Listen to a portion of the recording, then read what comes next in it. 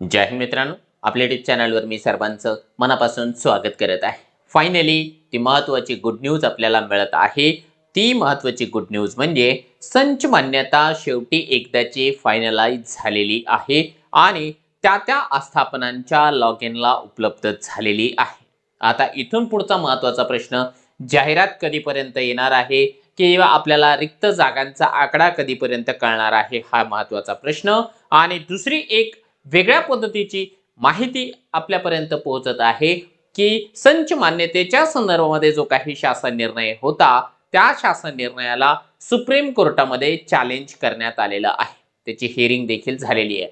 त्याविषयी अपडेट आपण या व्हिडिओच्या माध्यमातून जाणून घेणार आहोत. परंतु तत्पूर्वी आपण जर चॅनलवर नवीन असाल तर आमचं चॅनल सबस्क्राईब करा, साईडचं जे बेल आयकॉन आहे त्याला देखील प्रेस करा, जेणेकरून शिक्षक भरतीच्या संदर्भामधल्या कोणत्याही माहितीची अपडेट आपल्याकडून मिस होणार नाही.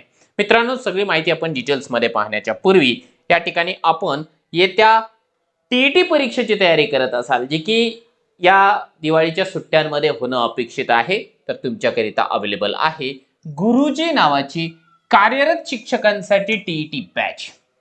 जरी कार्यरत शिक्षकांसाठी असेल, सिलेबस तर सगळं सेमच असणार आहे. त्यामुळे या बॅचमध्ये तुमच्याकरिता डेली सर्व विषयांचे live lecture, TET PYQ video solution, TET test सिरीजची पूर्ण जी बॅच आहे, सीटीटी पीवायक्यू व्हिडिओ सोल्युशनची बॅच, सीटीटीची टेस्ट सिरीज आणि सीटीटीची कंप्लीट अशा प्रकारचे रेकॉर्डेड बॅच, असं कंप्लीट पॅकेज तुम्हाला या ठिकाणी मिळणार आहे, जे की आपल्याला टीईटीची परीक्षा पास करण्यासाठी आवश्यक आहे. या सगळ्या गोष्टी आपल्याला मिळू शकतात मित्रांनो मास्टर टीचर या आपल्या ऍप्लिकेशनवर, प्ले स्टोअरवरून डाउनलोड करून घ्या. याच्या व्यतिरिक्त सीटेटची परीक्षा जी आहे आता तोंडावर आहे, हॉल तिकीट आलेले आहे. त्याकरिता तुम्हाला टेस्ट सिरीज हवी असेल तर टेस्ट सिरीज देखील ऑनलाईन पद्धतीने अवेलेबल आहे. 30 टेस्ट तुम्हाला मिळणार आहे मास्टर टीचर या आपल्या ऍप्लिकेशनवर. चला आपण जाऊया आता महत्त्वाच्या मुद्द्याकडे. मित्रांनो, ज्या गोष्टीची आपल्या सर्वांना मागच्या कित्येक दिवसांपासून प्रतीक्षा आहे की या वर्षीची संच मान्यता कधी होणार आहे. कारण टेट परीक्षा झाली, त्याचा निकाल लागला, निकाल लागल्याच्या नंतर भरतीमधला एक महत्त्वाचा जो टप्पा आहे पवित्र पोर्टलला रजिस्ट्रेशन करण्याचा, तो देखील या ठिकाणी कंप्लीट झालेला आहे. आता सर्वांना प्रतीक्षा आहे जाहिरात येण्याची, परंतु डिरेक्टली जाहिरात आपल्याला पाहायला मिळत नसते. त्याच्या पूर्वी देखील जे आहे इंटरनली बऱ्याचशा प्रोसेसेस असतात आणि त्या प्रोसेसमधली सर्वात पहिली प्रक्रिया या चालू वर्षाची जी काही संच मान्यता आहे ती होणं महत्त्वाचं होतं. ह्याच्यापूर्वी अंतरिम संच मान्यता पब्लिश झालेली आहे, त्याच्यावरती आक्षेप मागवले गेले होते आणि आजच्या तारखेला प्रत्येक आस्थापनांच्या आपल्या लॉग इनला फायनल संच मान्यता पाहण्याकरिता अवेलेबल झालेली आहे. याचा अर्थ संच मान्यतेचं जो काही काम आहे ते फायनलाइज झालेलं आहे. ज्यांच्या त्रुट्या होत्या त्या दुरुस्ती करून या ठिकाणी फायनल आकडा लक्षात आलेला आहे. हा जरी आता प्रत्येक आस्थापनांना या ठिकाणी आपल्या रिक्त जागा, कार्यरत जागा या ठिकाणी कळाल्या जरी असल्या तरी देखील आपल्याला उत्सुकता आहे की एकूण प्रत्येक जिल्हा परिषदांची, मग ती 1 ते 5ची, 6 ते 8, 9 ते 10, 11 12 अशा प्रकारची वॅकन्सींचा आकडा किती आहे. आजच संच मान्यता फायनलाइज झाल्यामुळे ती आजच्या आज आपल्याला समजणार नाही, परंतु या चालू आठवड्यामध्ये येत्या 3-4 दिवसांमध्ये आपल्या समोर सगळ्या आस्थापनांचा आकडा एक्झॅक्टली कळून जाणार आहे. त्यामध्ये 2-3 गोष्टी या ठिकाणी आपल्याला लक्षात घेण्यासारख्या असणार आहेत.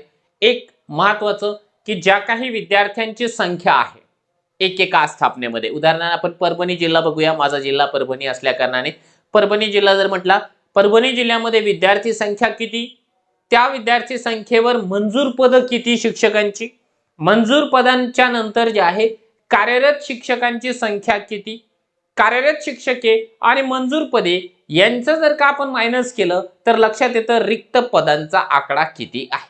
मग तोच रिक्त पदांचा आकडा आपल्या सर्वांसाठी अतिशय जीवाभावाचा प्रश्न आहे, कारण आपल्याला नोकरी मिळवून देणारा तोच रिक्त पदांचा आकडा आहे. आता इथून पुढे एक 3-4 दिवसांमध्ये आपल्याला रिक्त पदांचा आकडा समजेल. काही शिक्षक अतिरिक्त देखील होणार आहे, हा देखील तेवढाच महत्त्वाचा मुद्दा आहे, तो आपल्याला समजून घ्यावा लागेल. एकदा रिक्त पद किती आहे आणि अतिरिक्त शिक्षक किती आहे समजले की रिक्त पदांमध्ये अतिरिक्त शिक्षकांचं समायोजन करायचा आणि फायनल जो रिक्त आकडा आहे तो आपल्याला या ठिकाणी पाहायला मिळणार आहे आणि त्याच्यापैकी 80% किंवा 90% जो काही शासनाचा निर्णय आहे, GR आहे, त्या GR प्रमाणे आपल्याला जाहिरात पाहायला मिळणार आहे. तर तो देखील एक महत्त्वाचा प्रश्न असेल, तर जाहिरात कधीपर्यंत पाहायला मिळेल?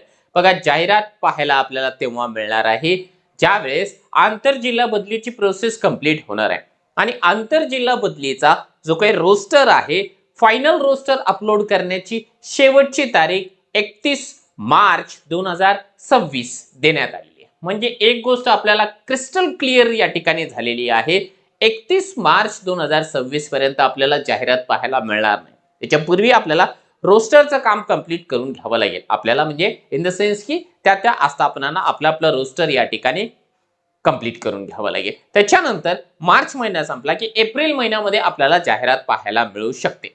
आता हे तर झाली संच मान्यतेच्या संदर्भामध्ये सध्याचे लेटेस्ट अपडेट. हे बघा, मी फालतूचे व्हिडिओज बनवत नाहीये. जेव्हा काही महत्त्वाचे अपडेट असेल त्याच वेळेस तुमच्या समोर या ठिकाणी व्हिडिओज घेऊन येत असतो. त्याच्यामुळे या व्हिडिओला लाईक करत चला, इतर उमेदवारांपर्यंत फॉरवर्ड देखील करत चला, कारण इम्पॉर्टंट माहिती असल्याशिवाय आपण माहिती देणारा जो व्हिडिओ आहे तो बनवत नाही. आता एक महत्त्वाचा मुद्दा आहे की संच मान्यतेचा तो जो काळा शासन निर्णय आहे की ज्याच्यामुळे बऱ्याच मोठ्या प्रमाणावर शिक्षकांची संख्या अतिरिक्त होते आहे, त्याला रद्द करण्यात यावा यासाठी महाराष्ट्रामधल्या बऱ्याच शिक्षक संघटनांनी कोर्टामध्ये याचिका दाखल केली होती. त्याच्यावर हिअरिंग झाली, वादविवाद झाला, बऱ्याच गोष्टी झाल्या आणि फायनली कोर्टाने निर्णय दिला की महाराष्ट्र शासनाने प्रशासनाने जो काही निर्णय घेतला तो योग्यच आहे आणि तो जो शासन निर्णय आहे तो कायम ठेवला होता.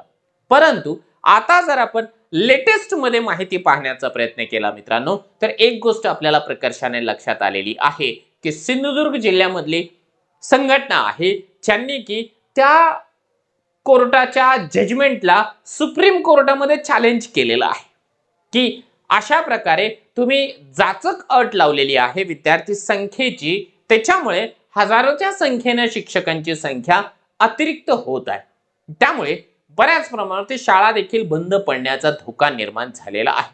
त्यामुळे शासनानं तो जो GR काढलेला आहे तो रद्द करावा यासाठी सुप्रीम कोर्टामध्ये पिटिशन, रिव्ह्यू पिटिशन आपण ज्याला म्हणूया, ती टाकलेली आहे आणि त्याची हिअरिंग झाली आणि हिअरिंग झाल्याच्या नंतर सुप्रीम कोर्टाच्या वतीने राज्य शासनाला नोटीस बजावण्यात आलेली आहे. त्या संदर्भामध्ये थोडक्यामध्ये माहिती सांगतो मी तुम्हाला.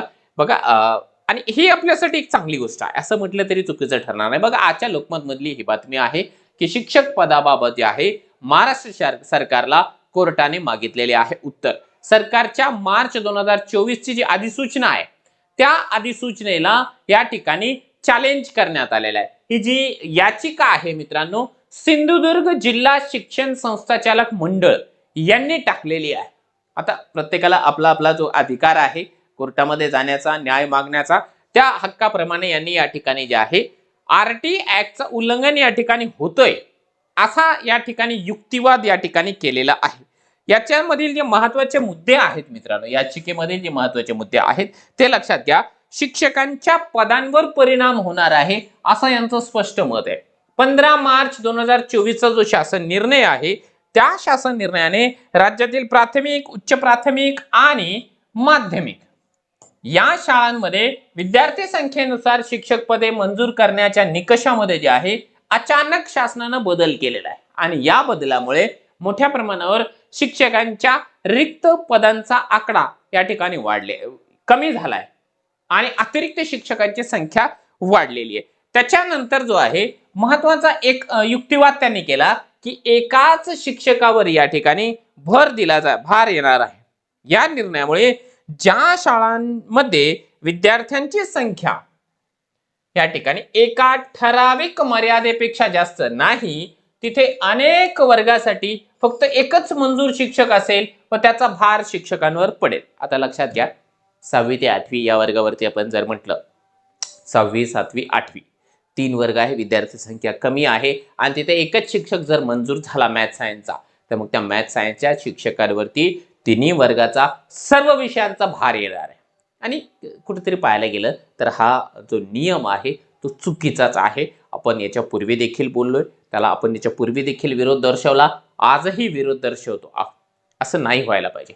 प्रत्येक वर्गाला प्रत्येक विषयाला जे आहे एक एक विषय शिक्षक मिळायला पाहिजे. तर आणि तर कुठेतरी जे आहे महाराष्ट्र शासनाचा जो धोरण आहे किंवा जे ध्येय आहे की प्रत्येक मूल शिकलं पाहिजे, व्यवस्थितपणाने शिकलं पाहिजे, तर ते त्यांचं टार्गेट या ठिकाणी पूर्ण होईल. तर मित्रांनो, संच मान्यतेच्या संदर्भामध्ये हीच महत्त्वाची न्यूज आहे. आपले जर का काही मतं असेल किंवा आपल्याला जर काही शंका असेल, काही प्रश्न असेल आपल्या मनामध्ये, व्हिडिओच्या खाली कमेंट बॉक्समध्ये आपण कमेंट करू शकता.